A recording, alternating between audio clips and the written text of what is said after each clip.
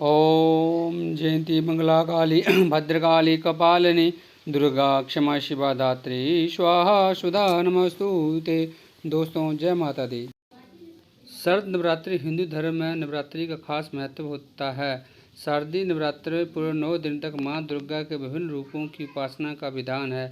वैसे तो नवरात्रि के पूरे 9 दिन खास होते हैं, लेकिन अष्टमी और नवमी का भी विशेष महत्व होता है। नवरात्रि में अष्टमी और नवमी तिथि पर कन्या पूजन करने की भी परंपरा में हिंदू धर्म में कन्याओं का साक्षात मां दुर्गा का संकल्प रूप माना जाता है। मान्यता है कि नवरात्रि में कन्या पूजन से मां दुर्गा प्रसन्न होती हैं और भक्तों के सुख समृद्धि का आशीर्वाद देती हैं।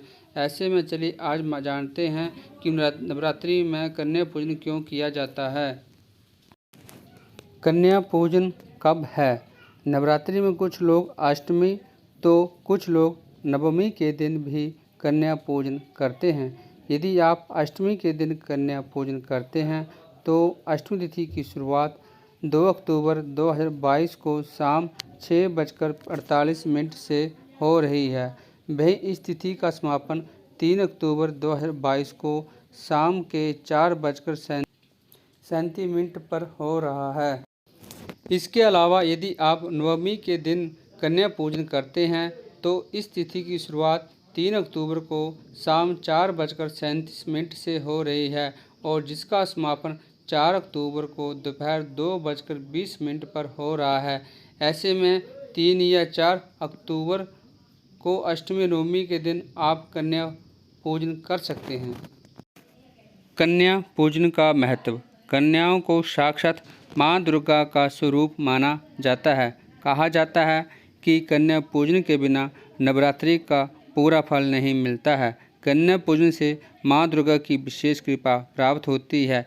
इससे माता रानी प्रसन्न होती हैं और सुख शांति और समृद्धि का आशीर्वाद देती हैं।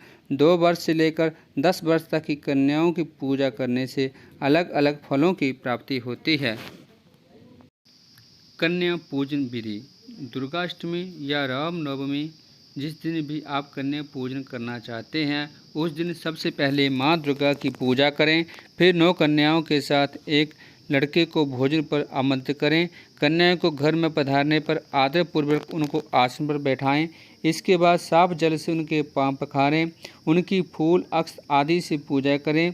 इस दिन हलवा, चना और पूड़ी बनाते हैं। घर पर बने पकवान भोजन के लिए कन्याओं को दें। मां दुर्गा स्वरूप कन्याओं को भोजन कराने के बाद दक्षिणा दें और उनके पैर छूकर आशीर्वाद लें। इसके बाद खुशी खुशी उनको विदा करें ताकि अगले साल फिर आपके घर माता रानी का आगमन हो सके। कन्या पूजन के लिए कौन सी आयु की कन्याएं उपयुक्त होती हैं? 1 वर्ष से कम की आयु की कन्या का पूजन नहीं करना चाहिए। 2 वर्ष वाली कन्या का पूजन, 3 वर्ष कृति नामक कन्या पूजन, 4 वर्ष कात्यायनी नामक पूजन, 5 वर्ष रोहिणी नामक कन्या पूजन, 6 वर्ष कालिका नामक कन्या पूजन, 7 वर्ष चंडिका नामक कन्या पूजन, 8 वर्ष शांभवी नामक कन्या पूजन, 9 वर्ष दुर्गा नाम कन्या पूजन, 10 वर्ष स्वद्रा नामक कन्या के रूप में पूजा की जाए। कौन सी कन्याओं का पूजन नहीं करना चाहिए? जिन कन्याओं का कोई अंग कटा हो, कुष्ठ रोग से पीड़ित हो, जन्मांध कन्या, रजो दर्शन से युक्त कन्याओं का पूजन नहीं करना चाहिए।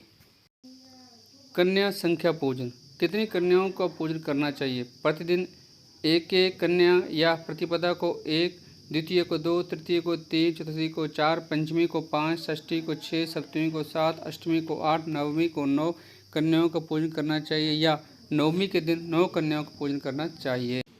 प्रथम शैलपुत्रम, द्वितीयं च ब्रह्मचारिणी, तृतीयं चंद्रघंटेति कुष्मांडजतम, पंचम स्कंदमातेति, षष्ठम कात्यायनी च, सप्तम कालरात्रि महागौरी च, अष्टम नवम सिद्धिदात्री च दुर्गावृता।